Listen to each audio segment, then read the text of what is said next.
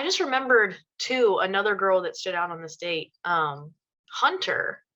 Oh yeah. When because I feel like she shared the most compelling story, and it was odd to not see that continued too much after that, to not touch Mm-hmm. base with Hunter as much, because I feel like Hunter really put her entire self out there, and to not get the recognition for that was interesting, because I definitely feel like she, in the date itself, stood out the most. Not necessarily in the after party, but to not see that continue over was interesting.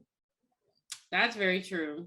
Yeah. And that's kind of like a little bit of my issue with this style or format of date, because it's like the girls just like bare their soul. And then Hmm. sometimes for like no, I don't want to say reward, but like no return on investment, Yeah, essentially. Like you could yeah, just like sit there and like pour your heart out to the lead, and it's like you might not even get time with him at the cocktail yeah. party. Or it might be diluted by another girl coming right after you saying a more emotional story or just a different emotional story. And I feel like that's why these conversations I feel like are better for one-on-one dinners and one-on-one conversations. So that it does have the impact it deserves. Because that Yeah. story was really emotional. And that Yeah. I could easily see that same thing that Hunter was revealing being a focal point of a one-on-one dinner, Right. being like a whole story arc, of them exploring that together and talking about that. And it could have been a whole conversation point, but then it was just like, okay, move on to the next girl. And here's another emotional story. Yeah. It Yeah. was a lot, and it doesn't save room for the impact for the actual. We're growing as a one-on-one relationship because of this story. It's more just him sitting there and like hearing a bunch of emotional stories after another, but not necessarily being able to connect them with a connection with the girl. Yeah. It's very desensitizing. Yeah.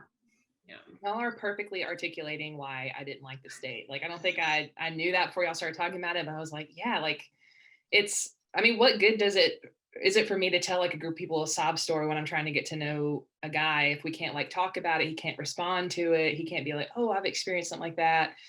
And then, it I mean, of course we didn't see the whole thing, but I wonder if it was just like oh, let me see if I can one up this girl with like a sadder story. I've been in situations where I've been sitting in a circle with people trying to one up each other on depression stories, like more than you'd think, and it's not fun. It's not fun. Wow. I know, isn't that weird? This seems like a very common Yeah. occurrence. Um, but it just gets to a point where it just I don't know, it makes me I mean, terrible that you like went through that, but like I'd much rather have that one-on-one discussion with that person about that than like hear about it in a group setting.